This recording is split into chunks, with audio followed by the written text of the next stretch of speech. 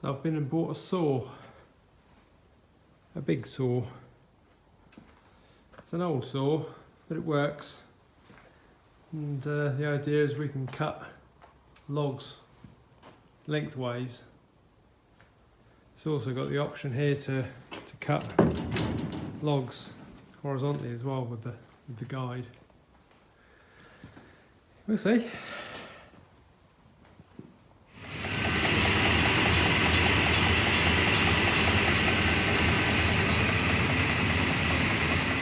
So this is the saw I bought the other day, and the cable that's on the saw is in a bit of a bad way, so I'm going to replace that. I'm going to replace the cable that goes from the switch to the motor, and I'm going to see if I can find a different switch as well, because that's a really old style switch. The other thing I might do is I might mount the switch this end of the saw, because otherwise you've got to come round the saw to switch the thing on and off, which doesn't seem particularly safe to me. Haven't said which. It is a belt drive, and it is a circular saw with no guard, but even so, having a switch at the right end would help, I think. So I just come up to the old cow shed. I'm on the hunt for a switch, a new switch or a replacement switch for the saw. I'm pretty sure I've seen one in here.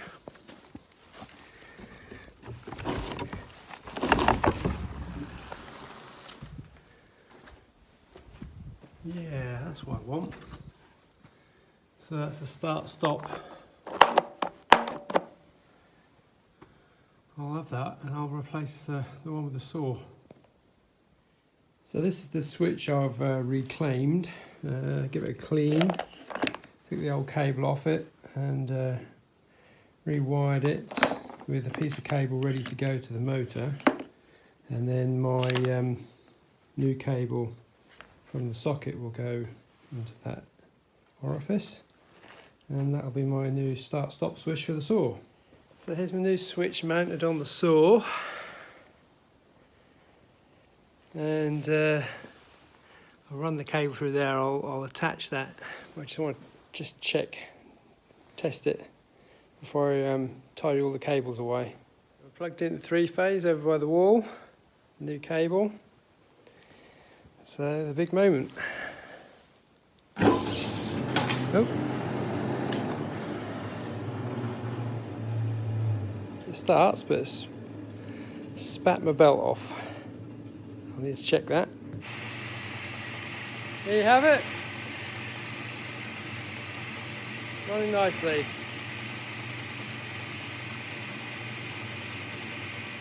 So I've got my new socket installed.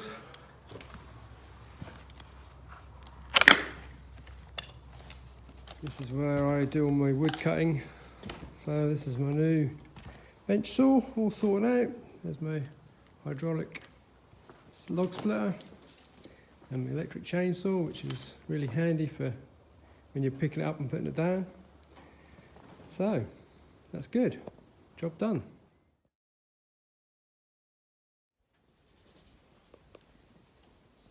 So we're going to have a bit of trouble with the gutter overflowing. It comes in from both ways and it feeds in from the main roof as well. So I've just put a second outlet in, so now it comes down from both ways down. We're going to run a pipe down here into the drain.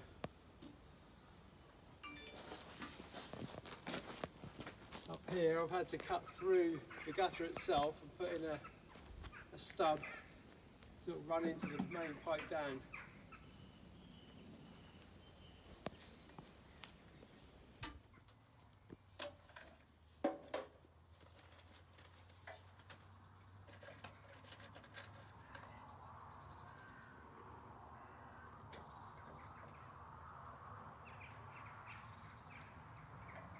There you have it.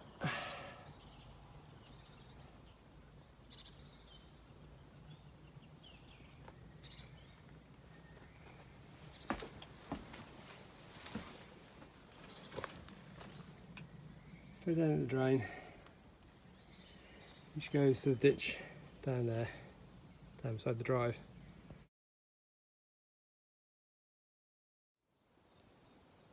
We're going to do some repairs to this door.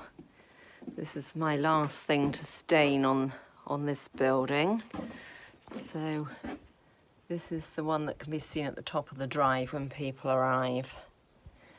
So there's the house over there. There's the pump. So this was a loft used for, I think, grain, because here there is a hatch, and under the hatch there is like a funnel, like a fabric funnel that goes to the floor below. So this has a wooden floor, lovely beamed roof. This goes into tiles then, and this is the one that goes over the bakery down through there. Got some repairs that we need to do here. We have daylight, and then it goes into a room and then another loft. The furthest loft has a lot of grain on the floor. Not sure what this is. It has some kind of mechanism in it. It's like bent wood with a metal bottom, so perhaps it was for putting seed in for planting, I don't know, something like that. We've got a lot of tiles in here. Ridge tiles by the look of it. And now I have a cat in here too. The one thing I didn't want is a ginger cat. Okay. We've got some old sacking there, actually. There's a sack over here. Let's see what that one, usually it says where it's from. So that's the company name, Auto Grains Châtillon-Cindre. So that's our closest little town. That looks like a date.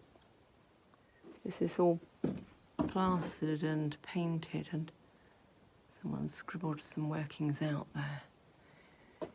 And again here, what does that say?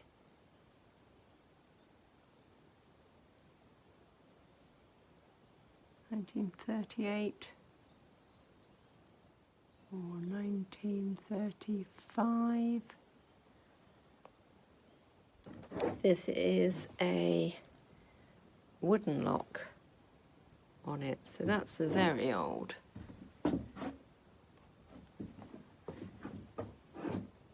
And then a normal one there, and this has the same brass handles as in the house.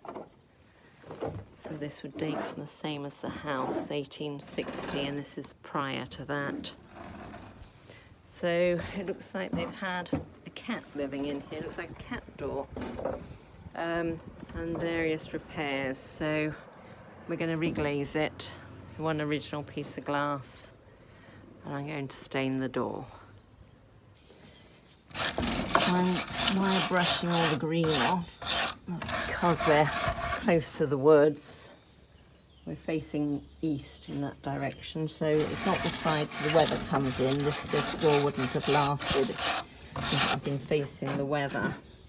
And this colour, the original colour here, that's Rembrandt brown. That was used in all the chateaux in this area, and it's back to the 15th to 17th century. It's one that was very popular. You see it on all the old buildings. So I've given it a good rub, and I'm going to stain it, and then Mark has some new glass in.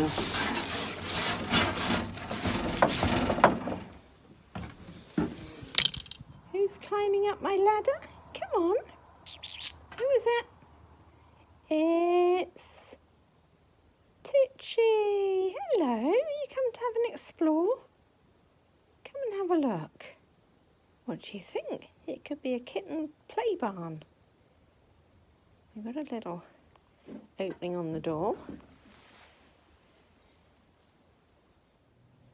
side has all got new stain on it too.